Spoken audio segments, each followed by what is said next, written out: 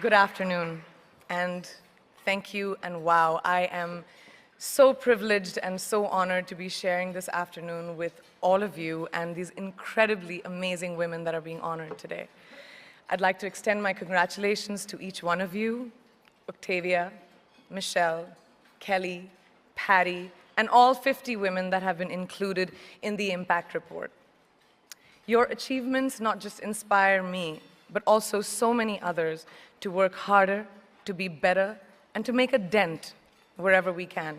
So I'm very, very proud to be standing alongside of you. So in life, there are moments when you stop and ask yourself, how did I get here? Like, why am I standing here? Well, this is definitely one of those moments for me. And I find myself going back to the beginning, back to my roots. I was born to incredible parents, amazing parents who served as doctors in the Indian Army. I was the firstborn, and as far back as I can remember, I made my parents very proud and happy 99% of the time. Okay, slight exaggerations of personal achievements are allowed from time to time, don't you think? My brother was born a few years later, and even then, nothing changed for me. We were both given equal opportunities, and I want to emphasize this. I want to really emphasize this for you because I don't think a lot of people might understand that being equal might seem very normal. But where I come from, India, and a lot of developing countries around the world, more often than not, this is an exception. It's actually a privilege. My first experience of the glaring disparity between boys and girls came at a very, very young age. I grew up in a middle-class family with extremely philanthropic parents who constantly reminded me and my brother how lucky we were and how giving back to those who were less fortunate was not a choice. It was a way of life. Simple. I was 7 or 8 years old when my parents started taking me on these visits in a traveling clinic to developing communities around and villages around the city that we lived in called Bareilly.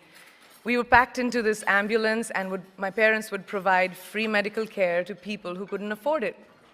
My job at the age of 8 was assistant pharmacist. So I would count all the medicines, put them in an envelope, and give it out to patients. And I really took my job very seriously, very seriously. But the more I went on these expeditions, the more I began to notice the simplest things that distinguished a boy from a girl or a man from a woman. For example, girls were pulled out of school when they hit puberty because they were considered ready for marriage and babies. That's 12 and 13, while boys still enjoyed their childhood. Or basic human rights, such as healthcare, were denied just because they were women. Let's call this whole experience trigger number 1 for me. Fast forward a few years and many, many triggers in between. Like a producer-director, for example, early on in my career, I must have been about 18 or 19, telling me that if I didn't agree to the ridiculous terms or painfully low salary in his movie, that he would just replace me. Because girls are replaceable in the entertainment business. That was a memorable one. Made me decide to make myself irreplaceable.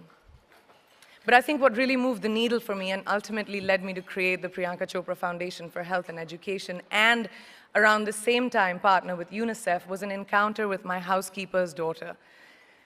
About 12 years ago, I came home from set early one day and she was sitting in my library reading a book. And she must have been 8 or 9 years old and I knew she loved reading.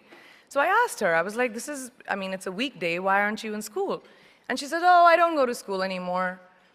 So I went and asked her mother, and I said, why isn't she in school? And her mom said that her family couldn't afford to send her and her brothers to school, so they chose the boys. The reason, she would eventually get married, and it would be a waste of money. I was completely blown, and it shook me to my core. Eventually, I decided to cover the cost of her education so that she could continue to learn, because education is a basic human right.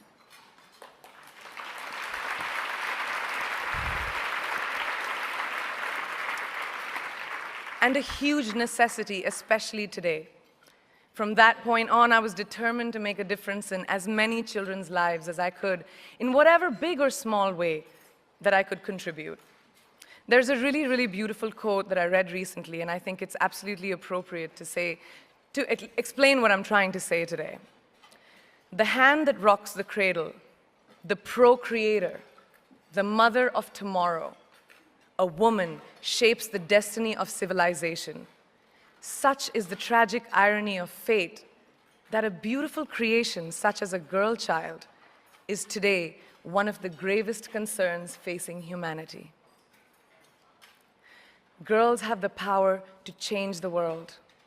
It is a fact, and yet today, girls are more likely than boys never to set foot in a classroom, despite of all the efforts and progress made over the last 2 decades.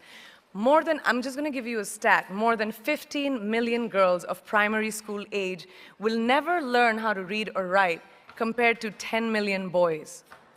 Primary school, it's the beginning of our future.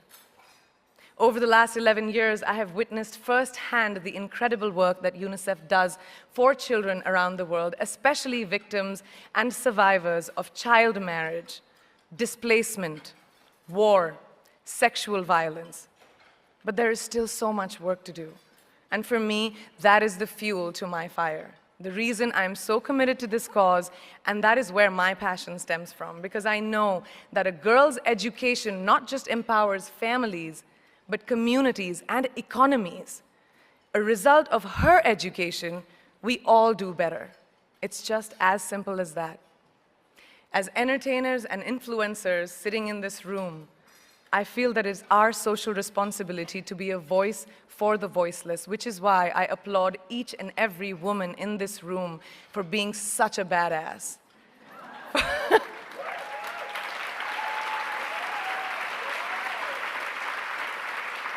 For using your platform and your voice to contribute to change, and for ensuring that there is not even one lost generation as long as we are alive. I'd like to thank Variety and all of you for encouraging me and all of us in this room to keep going and fighting on. Thank you so much.